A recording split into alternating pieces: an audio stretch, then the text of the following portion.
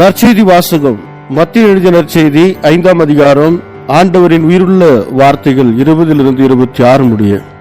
மறைநூல் அறிஞர், பரிசேயர் ஆகியோரின் நெறியை விட உங்கள் நெறி சிறந்திருக்கட்டும், இல்லையெனில் நீங்கள் விண்ணரசுக்கு புக முடியாது என உங்களுக்கு சொல்லுகிறேன். கொலை செய்யாதே, கொலை செய்கிறவர் எவரும் தண்டனை தீர்ப்புக்கு ஆளாவர் என்று முற்காலத்தவருக்கு கூறப்பட்டிருப்பதை கேள்விப்பட்டிருக்கிறீர்கள். ஆனால் நான் உங்களுக்கு சொல்லுகிறேன், தம் சகோதரர் சகோதரிகளிடம் சினம் கொள்கிறவர் தண்டனை தீர்ப்புக்கு ஆளாவார்.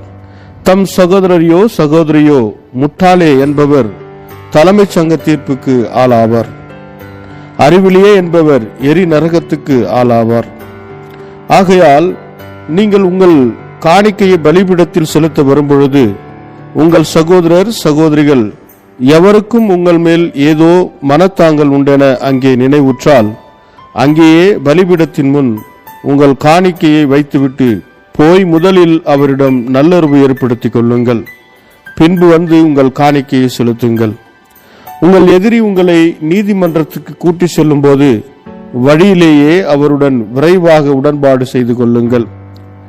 இல்லையேல் உங்கள் எதிரி நடுவரிடம் உங்களை ஒப்படைப்பார்.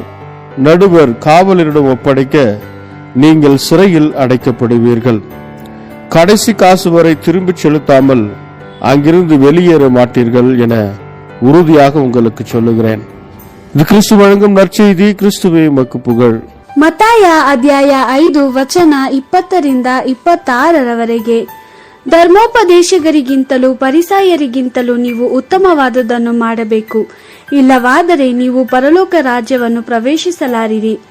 ಯಾರನ್ನು ಕೊಲೆ ಮಾಡಬಾರದು, ಕೊಲೆ ಮಾಡುವವನು ನ್ಯಾಯ ತೀರ್ಪಿಗೆ ಒಳಗಾಗುವನು ಎಂದು ಬಹುಕಾಲದ ಹಿಂದೆ ನಮ್ಮ ಜನರಿಗೆ ಹೇಳಿದ್ದನ್ನು ನೀವು ಕೇಳಿದ್ದೀರಿ. ಆದರೆ ನಾನು ನಿಮಗೆ ಹೇಳುವುದೇನೆಂದರೆ, ಯಾರ ಮೇಲೂ ಕೋಪಗೊಳ್ಳಬೇಡಿ.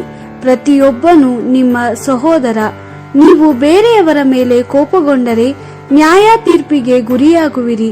ನೀವು ಯಾರಿಗಾದರೂ ಕೆಟ್ಟ ಮಾತುಗಳನ್ನಾಡಿದರೆ ಯೆಹೂದ್ಯರ ನ್ಯಾಯಸಭೆಯ ವಿಚಾರಣೆಗೆ ಗುರಿಯಾಗುವಿರಿ.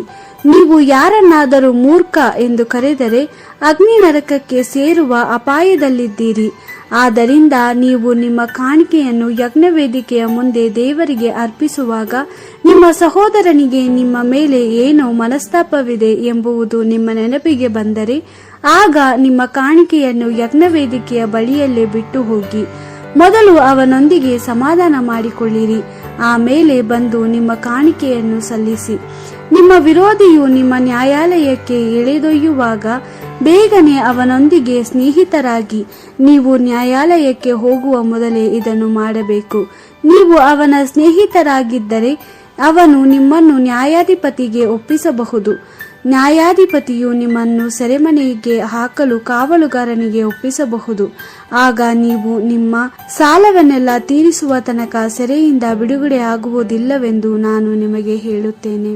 ದೇವರ ವಾಕ್ಯವಿದು. ದೇವರಿಗೆ ಕೃತಜ್ಞತೆ ಸಲ್ಲಲಿ. Gospel according to Matthew chapter 5 verse 20-26. I tell you then that if you are not more righteous than the teachers of the law and the Pharisees, you will never enter the kingdom of God. You have heard that it was said to our ancestors, do not commit murder. Anyone who does commit murder will have to face judgment. But now I tell you, whoever gets angry with his brother deserves to face trial. Whoever insults his brother deserves to be brought before the council. Whoever humiliates his brother, calling him a fool, deserves to be thrown into the fire of hell.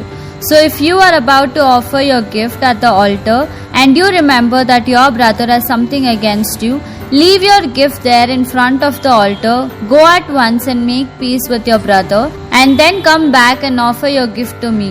Be reconciled with your opponent promptly before you are summoned to court. Otherwise he will turn you over to the judge, and the judge will hand you over to the guard, who will put you in jail. There you will stay until you have paid the very last penny. The Gospel of the Lord. Praise to you, Lord Jesus Christ.